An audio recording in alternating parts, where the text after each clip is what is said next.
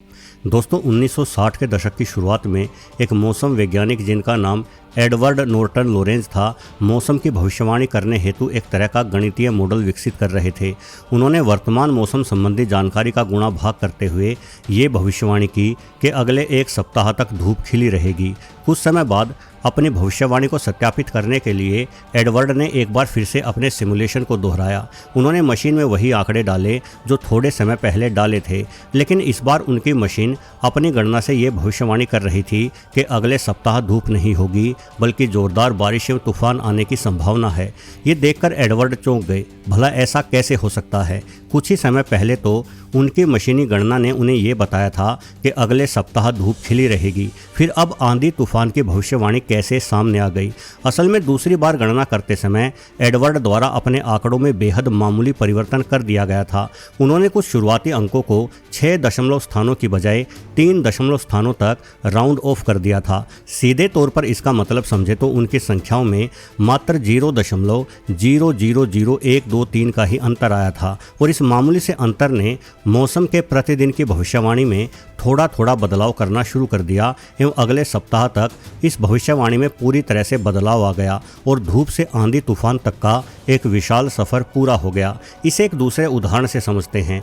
मान लो कि मैं आपसे कहूं कि आप एक नाखून जितने छोटे आकार के कंकर को किसी मकान या इमारत से टकरा दे तो क्या वो मकान और इमारत ढह सकती है? तो आप कहेंगे कि बिल्कुल नहीं। किसी छोटे कंकर से भला इमारत कैसे गिराई जा सकती है? लेकिन मैं आपको बता दूं कि यह संभव है। बस आपको ये काम एक सीरीज में करना है। यहाँ देखिए, इसे डोमिनो इफेक्ट कहते हैं, अर्थात एक घटना के बाद उससे जुड़ी दूसरी कई घटनाओं का एक क्रम में होना। यहाँ एक ब्लॉक को हाथ से गिराया जाता है, उसके बाद वो ब्लॉक अपने आगे वाले ब्लॉक को गिराता है और उसके आगे वाला अपने आगे वाले को, एवं देखते ही देखते एक श्रृंखला प्रतिक्रिया शुरू हो जाती है जिससे ब्लॉक्स की पूरी पंक्ति क्षण भर में ढह जाती है। अब जरा इस वीडियो में देखिए, यहाँ एक के पीछे एक 12 ब्लॉक रखे हुए हैं। हर ब्लॉक अपने पिछले वाले से 1.5 गुना बड़ा है और इस हिसाब से सबसे अंतिम ब्लॉक लगभग एक नाखून जितना ही है, जबकि सबसे आगे वाला करीब 4 फीट का। लेकिन जैसे ही उस नाखून के आकार के ब्लॉक को गिराया गया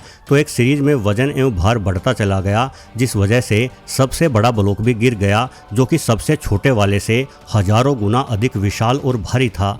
और यहाँ तो मात्र 12 ही ब्लॉक थे। यदि यूं ही एक के बाद एक पिछले वाले ब्लॉक से 1.5 गुना बड़ा ब्लॉक रखते चले जाएं तो सिर्फ 29वें ब्लॉक का ही आकार अमेरिका की एम्पायर स्टेट बिल्डिंग जितना हो जाएगा, जो कि करीब 381 मीटर ऊंची बिल्डिंग है। यानी एक नाखून जितने आकार का पत्थर एक विशाल चट्टान तक को गिरा सकता है। बस घटनाएं पंक्तिबद्ध अनुक्रम में होनी चाहिए। थोड़ा थोड़ा परिवर्तन भी आगे चलकर एक विशाल बदलाव में तब्दील हो सकता है। यानी एक छोटा कंकर निश्चित रूप से एक बड़ी इमारत को गिरा सकता है। इस अवधारणा को केओस थ्योरी कहते हैं, जो इस बात पर केंद्रित है कि कैसे प्रारंभिक स्थितियों में छोटे परिवर्तन भविष्य की स्थितियों को पूरी तरह से बदलकर रख सकते हैं। केओस थ्योरी को अक्सर बटरफ्लाई इफेक्ट के रूप में वर्णित किया जाता है, जिसके अनुसार यदि एक तितली अपने पंख फड़फड़ाती है तो उसके छोटे छोटे पंखों से निकली हवा किसी तूफान तक का कारण बन सकती है। ठीक वैसे ही जैसे एक छोटा कंकर किसी बड़ी इमारत को गिरा सकता है। आज जो घटित हो रहा है उनमें से अधिकांश घटनाएं भले ही आपको मामूली लगे, लेकिन वो घटनाएं आपके आने वाले भविष्य या हो सकता है कि हमारे पूरे ग्रह के भविष्य को ही बदल कर रख दें। पृथ्वी के सबसे महान वैज्ञानिकों में से एक रहे थॉमस एडिसन को एक बार उनके शिक्षक द्वारा मंदबुद्धि और बेवकूफ़ कहकर स्कूल से निकाल दिया गया था। उनके स्कूल वालों का कहना था कि एडिसन बहुत अधिक प्रश्न पूछते हैं, जिस कारण से वो दूसरे बच्चों को पढ़ा नहीं पा रहे हैं। थॉमस एडिसन की मां, जिनका नाम नैन्सी मैथ्यू था, स्वयं एक बेहद ही शिक्षित महिला थी। यदि वो चाहती तो स्कूल वालों पर जोर डालकर अपने बच्चे को पुनः पढ़ाई हेतु भेज सकती थी या किसी दूसरे स्कूल में अपने बेटे यानी थॉमस एडिसन का दाखिला करा सकती थी। फिर हो सकता था अपने प्रश्नों को परे रखकर एडिसन साहब भी किताबों के रट्टे मारना शुरू कर देते और बड़े होकर कहीं क्लर्क की नौकरी कर रहे होते। लेकिन एडिसन की मां ने एक छोटा सा परिवर्तन से भरा निर्णय लिया। उन्होंने अपने पुत्र को घर पर ही पढ़ाना शुरू कर दिया।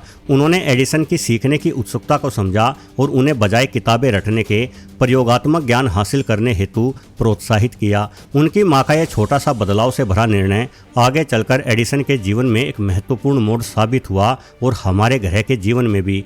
एडिसन ने बल्ब का आविष्कार करके पृथ्वी की अंधेरी रातों को रोशनी रोशनी से भर दिया। यानी इस आविष्कार के पीछे अकेले थॉमस एडिसन की ही बुद्धिमानी पर्याप्त नहीं थी, अपितु ये आविष्कार उनके माँ के एक छोटे निर्णय द्वारा संभव हो पाया। और आज उनकी माँ यानी श्रीमती नैन्सी मैथ्यू के उस एक निर्णय की वजह से हम सब उनके आभारी हैं। दोस्तों, क्या आप जानते हैं कि पहला विश्व युद्ध किन वजहों से शुरू हुआ था? आप जानकर शायद चौंक जाएंगे, लेकिन पहले विश्व युद्ध की वजह एक रॉन्ग टर्न को माना जाता है, यानी सड़क पर चलते हुए गलत रास्ते का चुनाव। असल में 28 जून वर्ष 1914 को ऑस्ट्रो हंगेरियन राज सिंहासन के उत्तराधिकारी आर्च ड्यूक फ्रांज फर्डिनेंड और उनकी पत्नी बोस्निया की सड़कों पर सैर के लिए निकले थे। जिन जिन सड़क मार्गों का इस्तेमाल इन पति पत्नी को करना था, वो सड़क मार्ग पहले से ही तय थे और उन पर आम लोगों के साथ साथ सुरक्षा बलों की भारी भीड़ थी। किंतु फ्रांज फर्डिनेंड के ड्राइवर एक मोड़ पर रास्ता भटक गए, जिस कारण उनकी कार मुख्य सड़क से हटकर साराजेवो की ओर जाने वाले रास्ते की तरफ बढ़ गई। हालांकि ड्राइवर भाई को जल्द ही अपनी गलती का एहसास हो गया और उसने यू टर्न लेने के लिए गाड़ी रोक दी, लेकिन दुर्भाग्य देखिए इस ड्राइवर ने जहां गाड़ी रोकी वहीं से गैवरिलो प्रिंसिप नामक एक विद्रोही छात्र गुजर रहा था।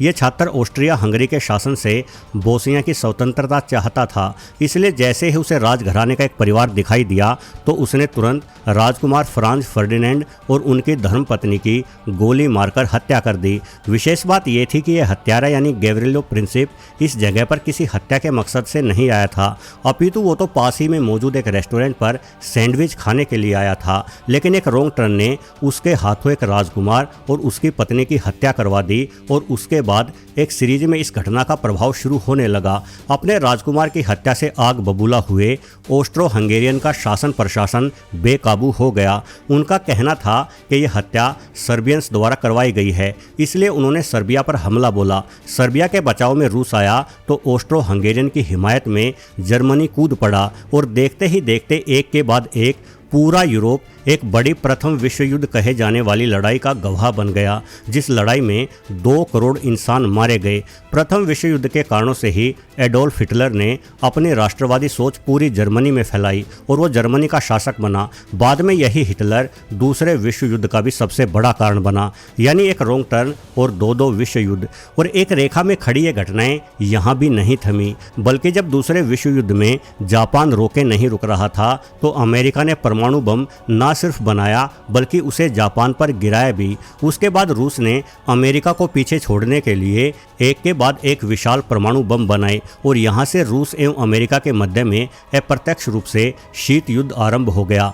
पूरी दुनिया 2 खेमों में बट गई और यह बंटवारा आज तक विद्यमान है। एक रॉन्ग टर्न जो सुनने में बेहद ही मामूली सी घटना लग सकती है, ने दुनिया पर इतना बड़ा असर डाला जिसकी कल्पना तक कोई नहीं कर सकता था। ताज़ा उदाहरण हमारे पास कोरोना महामारी का है।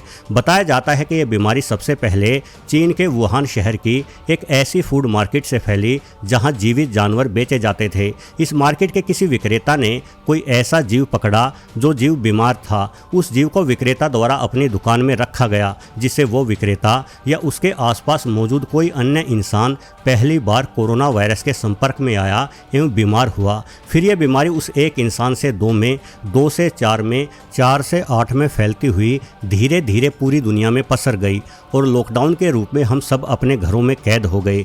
लोगों के काम धंधे चौपट हो गए। भारत भर में फैले गरीब मजदूर पैदल ही अपने घरों की ओर लौटने लगे। सारी दुनिया खौफ एवं डर के साए में जी रही थी। न जाने कितनी ही मौतें हुई, कितने ही परिवारों से उनका सहारा छिन गया। उन परिवारों में जीवित बचे सदस्यों का जीवन पूरी तरह से बदल गया। इन सबके पीछे सिर्फ एक छोटा सा कारण था। एक रोज एक चीन के विक्रेता द्वारा अनजाने में किसी बीमार जीव को पकड़ लेना। यदि वो विक्रेता उस जीव को नहीं पकड़ता तो ना ये महामारी फैलती और ना ही लोगों की जानें जाती। जाने अनजाने में उस एक इंसान के कारण न जाने कितने ही लोगों की मौत हो गई। हालांकि हम ये नहीं जानते कि उस बीमार जीव को पकड़ने वाला व्यक्ति कौन था। बस हम इतना ही जान पाए हैं कि कोरोना वायरस सबसे पहले चीन में वुहान की सी फूड मार्केट में फैला था। ये एक बड़ी मार्केट है जिसमें 1000 से अधिक दुकानदार अपनी दुकानें लगाए हुए हैं। इनमें से गलती किससे हुई कोई नहीं जान सकता, लेकिन अनजाने में हुई एक छोटी सी भूल का परिणाम बड़ा ही भयंकर रहा।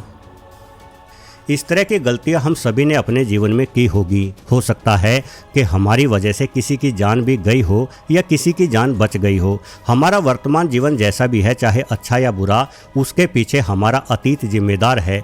जरा गौर से सोचिए, आपको अपने अतीत की कई ऐसी घटनाएं याद आ जाएंगी जिनको लेकर आपके मन में आज तक पछतावा रहा होगा। आपको लग रहा होगा कि उस रोज मैं यदि सही कदम उठाता तो शायद आज मेरा जीवन कहीं अधिक बेहतर होता। जिस तरह से हमारा वर्तमान हमारे अतीत पर आधारित है, उसी भांति हमारा भविष्य भी हमारे वर्तमान पर आधारित है। आज आपके द्वारा उठाया गया एक सही कदम आपके भविष्य को पूरी तरह से बदल कर रख सकता है, आपको निश्चित रूप से एक बेहतर जीवन दे सकता है। बटरफ्लाई इफेक्ट हमें यही तो सिखाता है कि एक छोटे प्रयास किस तरह से बड़े परिणामों में बदल सकता है। इसलिए प्रयास अवश्य करते रहिए, फिर भले ही वो प्रयास आपको अर्थहीन लगे। एक रोज़ ये छोटी कोशिशें आपके जीवन को एक नई दिशा अवश्य प्रदान करेगी। वीडियो देखने के लिए आपका बहुत बहुत धन्यवाद।